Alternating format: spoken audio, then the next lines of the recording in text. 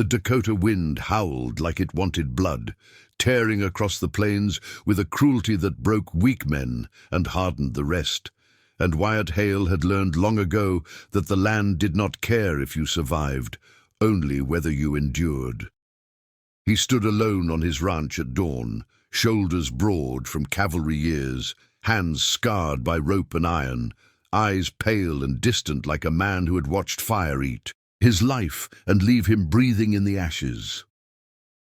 Years earlier, flames had taken his wife Sarah in the barn while he rode too late through choking smoke and screaming heat, and since that night he had chosen motion over memory, work over grief, silence over feeling. He rose before the sun, repaired fences until his hands bled, broke horses, hauled water, chopped wood, and ate only when hunger demanded it, because stillness invited memories, and memories killed men slower than bullets. The cabin became his world, but loneliness grew inside it like rot, turning walls into a tomb no fire could warm. Winter proved what pride could not, that a man could not survive alone forever. So Wyatt placed an advertisement for a mail-order bride, not seeking love or comfort, only help, survival, and a living. Presents to keep the house from dying. The reply unsettled him. Neat handwriting, elegant paper, words heavy with quiet sorrow, written by a woman named Clara, who asked for no romance, promised no dreams, and spoke only of wanting distance from a city that had taken everything from her. Wyatt recognized grief when he saw it, even trapped in ink, and answered honestly about the harsh land, the hard work, the isolation, expecting rejection, but she accepted. 2 months later, she arrived on a dust-choked platform beneath a merciless sun, clutching a small reticule and carrying eyes that mirrored his own pain. The wagon ride passed in silence, both strangers to comfort, both guarded by wounds that refused to close. Life together began without warmth or expectation. Wyatt sleeping by the fire, Clara taking the only bedroom, their words few and necessary, their lives running parallel but never touching. Yet Clara brought life back into the cabin without asking permission, cooking warm meals, mending shirts, keeping order where grief had ruled, and Wyatt noticed her strength even as he pretended not to. At night, candlelight glowed beneath her door while she wrote for hours, pen scratching like it was cutting truth into paper, and something restless stirred inside him.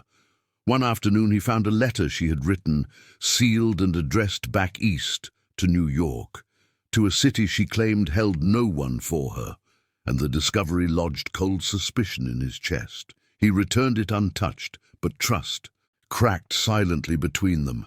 Then spring storms came hard and fast, rain turning earth into traps, thunder shaking the sky, and when a newborn calf slipped into rising water, Clara ran without hesitation, dragging life from mud with hands stronger than fear. They saved the calf, but the storm claimed its price, leaving Clara shaking with fever by morning, her body burning, her breath thin, and Wyatt found himself trapped again in the same helpless terror he had lived once before. He refused to lose her. He brewed bitter tea, cooled her skin, stayed awake guarding her life like a soldier on watch. And through fever she whispered another man's name, Thomas. Forgive me, words that cut but did not push him away. When the fever broke, she found him asleep beside her, rifle across his lap, guarding her even in exhaustion, and something inside both of them shifted quietly, dangerously, as the wind outside fell silent and the land waited for what came next. The past never stays buried on the frontier. It rides in on tired feet when you'd least expect it. And when Wyatt saw a lone figure stumbling across the plains days later, he reached for his rifle, knowing trouble always arrived, breathing hard. The woman collapsed at the steps, exhausted and shaking, and when Clara saw her, all color drained from her face as she whispered a single name, Evelyn, a sister she had sworn no longer existed. Lies surfaced like bones after rain, and Wyatt's jaw hardened as truths unraveled inside his home. Evelyn told her story through tears, the church home, the lies, the shame forced upon her, the escape that nearly killed her, and the fear that still clung to her like smoke. Wyatt allowed her to stay, because to send her away was a death sentence, but the cabin grew tight with tension as 3 wounded lives collided under one roof. Evelyn proved sharp and capable, fixing what Wyatt overlooked, learning the land with quick intelligence, and he caught himself watching her more than he should, noticing the fire she carried beneath exhaustion. One night, Wyatt nearly crossed a line he could not uncross when Clara left her journal open, and Evelyn stopped him with a warning spoken softly but firm, calling the pages Clara's soul, not his to touch. Something changed after that. Night, unspoken truths hanging thick between Wyatt and Evelyn, pulling them closer despite his resolve. Summer crept in, and temptation followed. Hands brushing during work, words digging deeper than they should, until one night in the barn under moonlight, they nearly kissed, breath shared, hearts pounding, only to be torn apart by a crash from the cabin where Clara collapsed, pale and shaking, her past finally breaking free. She confessed everything, the false conviction of her fiancé Thomas, the child she lost, the doctor who stole her future, the lies that shattered her life, and the room fell silent beneath the weight of her truth. Wyatt saw pain deeper than he imagined. Evelyn burned with loyalty and fury, and he stood between them, unable to deny the bond forming against all reason. Silence ruled after, heavy and suffocating, until violence found Wyatt in town when drunken men pushed him too. Far, bullets tearing flesh, fists flying, and Evelyn appeared with a rifle steady as stone, saving his life without hesitation. Rumors followed faster than wildfire, twisting truth into sin, and the preacher led a crowd to Wyatt's land demanding judgment, demanding he choose, demanding repentance. Wyatt stood his ground, rifle ready, declaring both women his family, his wives, daring any man to cross his fence with malice.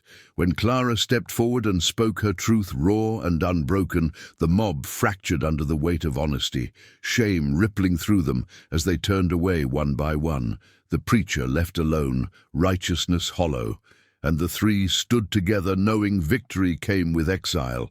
They closed their world to others, living quietly, working as one, healing slowly through shared nights and whispered stories, forming something fragile but real beneath a sky that judged no one. Winter tests what summer pretends to heal, and when ice sent Wyatt crashing against stone, breaking his body and stealing his breath, it was the sisters who dragged him home through snow and prayer.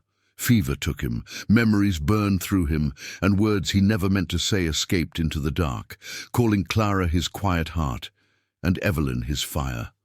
Confessions that bound them together as they kept vigil through endless nights. When he woke to find them asleep, hand in hand beside his bed, something like sunlight filled his chest, a warmth no flame had ever given him. They survived the winter together, survived judgment, survived the ghosts that haunted them, and when spring returned, it brought calves wobbling on new legs, creeks running free, and grass soft beneath. Hooves. Inside the cabin, Clara lit a single candle, not for fear or confession, but remembrance, honoring what they had lost and what they had chosen to build. No preacher could condemn the home they forged with honesty and survival. No storm could tear it apart, and no past could break what had already been shattered and reforged.